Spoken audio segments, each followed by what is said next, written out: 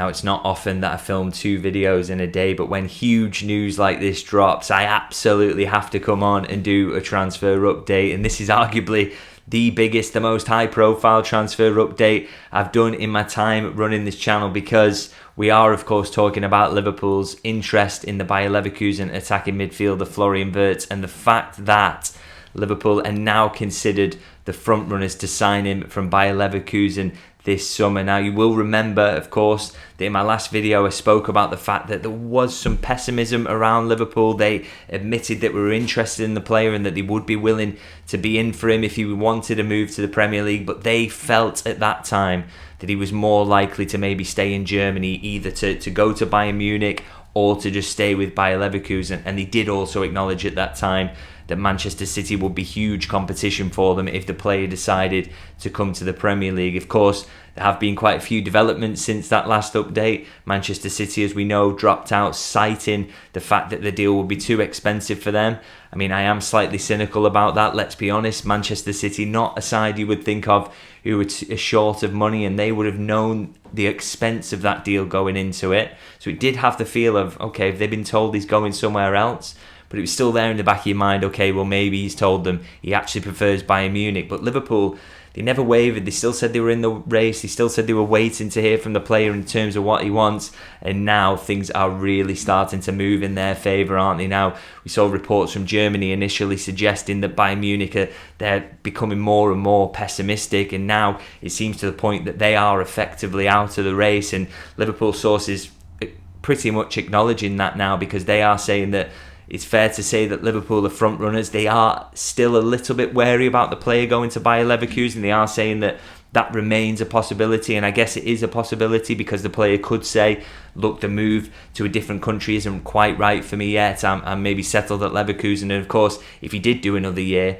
that option of Bayern Munich is going to be there again. But let's be honest, as much as they're trying to play it down on the Liverpool side of things, I think you take into account all the other reporting from in Germany, from close to the player himself, the signs seem to be pointing in a very much a positive direction. And as I say, Liverpool even themselves have to acknowledge that they are pretty much front runners of all the teams that would want to sign him. So I think that is hugely encouraging, and it is now just down to the player to make that final decision that this is the move he wants to make and that it's happening. And then, of course, it's all about the negotiations and moving from there.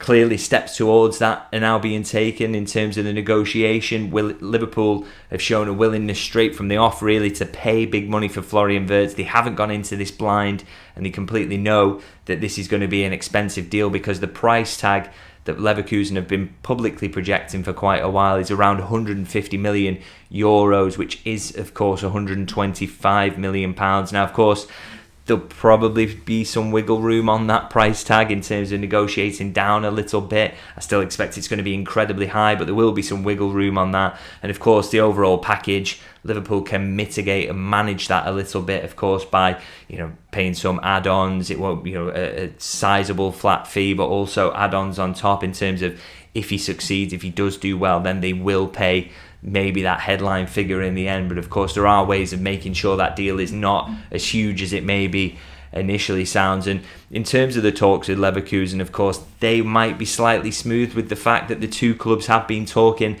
about Jeremie Frimpong, haven't they? Obviously, the talks over negotiating to trigger his release clause. So good relations there. That will be really handy. And of course, Liverpool, as I say, know that Leverkusen, from their side of things, from their perspective, didn't necessarily want the player to go to Bayern as well, and so maybe there's some room in the negotiations there to knock the price down a little bit, because hey, we're doing you a favour, you're not having to sell him to a domestic rival, so maybe that could work in Liverpool's favour. And of course, one of the other things that's maybe helped them out in terms of this, and will help them again, as I say, in the negotiation, is the fact that the spending power of the Premier League these days massively outstrips even the biggest club in Germany and Bayern Munich. Of course, the money that is floating around the league at the moment, particularly if you are the best team in that league as well, and you've had a good run in the Champions League, and you're going to be back there next season, that is really handy, isn't it? So it looks like Liverpool are in a good position for those financial negotiations. And just one more note, actually, on kind of the the case towards the player as well, in terms of that final convincing him to put pen to paper and sign that contract and make the move.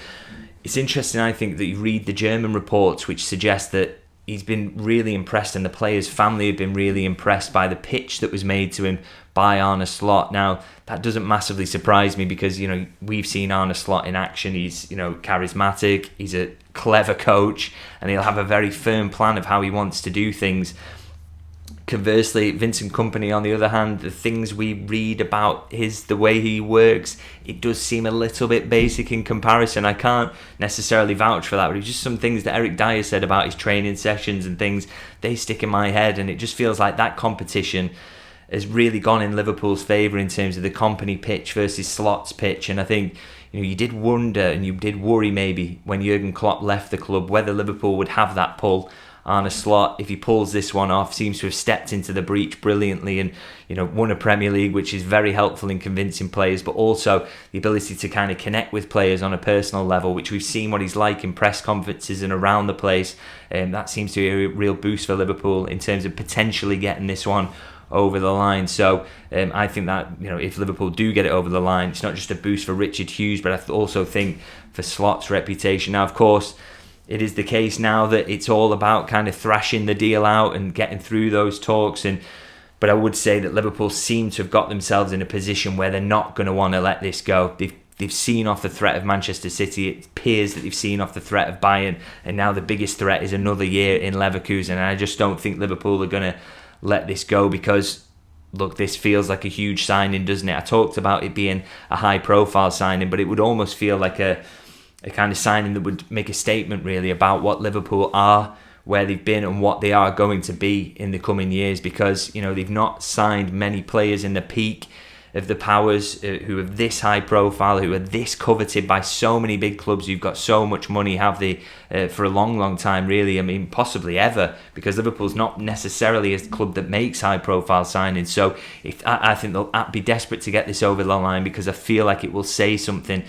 Yes, we've won the title under Slot, but that was no fluke. We want to continue this, and we want to be the destination club in the Premier League. We want to be the biggest club in England, as Liverpool have traditionally been. So it feels like this signing potentially, if they can get it over the line, has real significance in terms of that. But of course, they very much have to get it over the line, and there's still some doubt there, but we will see how that plays out. And maybe, of course, they will also be vindicated in the stance of not doing much business last summer. But as I say, it's all hypotheticals. And I do actually want to finish up by moving on to one more hypothetical, which is, where do we think he's going to play? He's played the left side of a 3-4-3 a lot of the time at Bayer Leverkusen. He's also played as a false nine, hasn't he, which we saw at Anfield earlier this season. And of course, he's a natural in that kind of number 10 role. Where do you fit him in this Liverpool team? But clearly, I would say Slot has got a plan for that. We get the vibe of that from those reports in Germany, but also,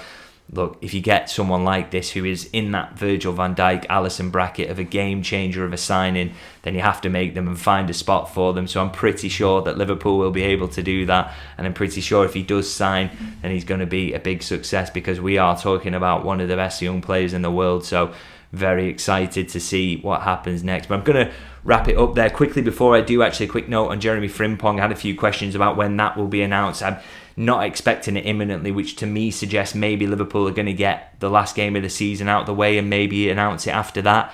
That is the feeling maybe around that one. So maybe they want full focus on the title celebrations and then move forward with that. But no hitches as far as I'm aware in terms of that move. So expecting that to be confirmed soon. And of course it is now, with this news on top of that, shaping up to be a very, very exciting summer. We promised a big summer, and this looks like a very big start to it, and there is even more to come as well. So do let me know in the comments what you think about all this, all the developments here. Are you excited about potential around this signing? Are you worried he might stay in Germany? Do let me know your thoughts on that, and do let me know, anyone who watches him regularly, just how good is this kid. Really interested to hear your thoughts. If you could drop me a like and a subscribe, of course, because there's so many more transfer updates to come this summer, then it would be massively appreciated, and I'll see you guys very soon.